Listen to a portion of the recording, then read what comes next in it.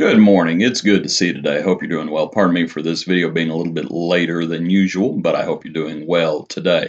We're going to be talking about the growth of Jesus today. We're going to be looking at Jesus when he was 12 years old. We're going to look in Luke chapter 2, and let's get over there. Luke chapter 2, let's read a little bit. Verse 41.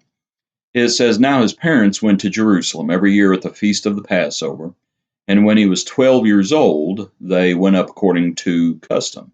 When the feast was ended, as they were returning, the boy Jesus stayed behind in Jerusalem. His parents did not know it, but supposing him to be in the group, they went a day's journey. But then they began to search for him among their relatives and acquaintances. And when they did not find him, they returned to Jerusalem, searching for him. After 3 days, they found him in the temple, sitting among the teachers, listening to them and asking them questions. And all who heard him were amazed at his understanding and his answers." Verse 48. When his parents saw him, they were astonished. And his mother said to him, "Son, why have you treated us so? Behold, your father and I have been searching for you in great distress." And he said to them, "Why were you looking for me? Did you not know that I must be in my father's house?" They did not understand the saying that he spoke to them. And he went down with them and came to Nazareth and was submissive to them. And his mother treasured up all these things in her heart. And Jesus increased in wisdom and in stature and in favor with God and man. And it's just an interesting account. Um, the parallel accounts don't include this. And to look at it, we know the Lord's ministry starts when he's about 30 years old. This is the only blip on the radar that we have between him being born and when the ministry starts. Just this little window here when he's 12 years old. So to think about that last verse and to think about the growth of Jesus and to think about some of the ramifications, and let's just get into it and let's make our points. It says that he grew in wisdom.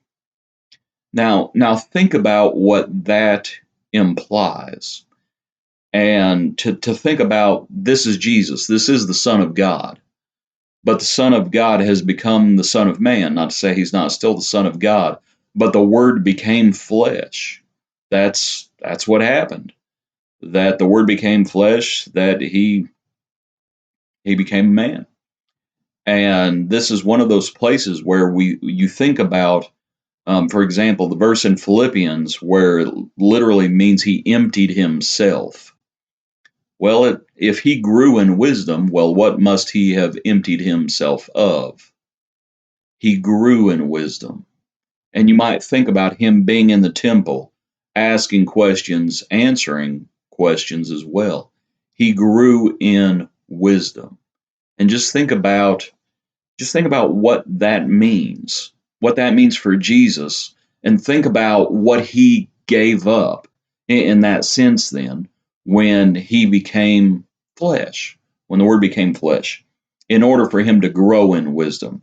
It's an interesting thing to think about, and it's kind of hard for us to get our minds wrapped around.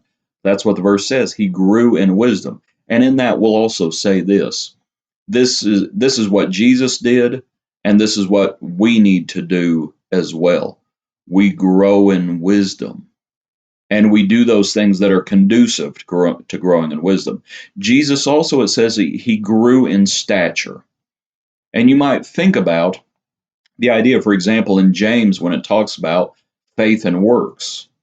And when it talks about if your brother is destitute of food and you say, go and be warmed, or, you have that verse, what does it profit him? Sometimes we disconnect and we separate physical and spiritual. And certainly each has to be put in their place. But there is, as we think about it, Jesus grew in stature. Someone was seeing to his physical needs, as you think about him submitting to his parents.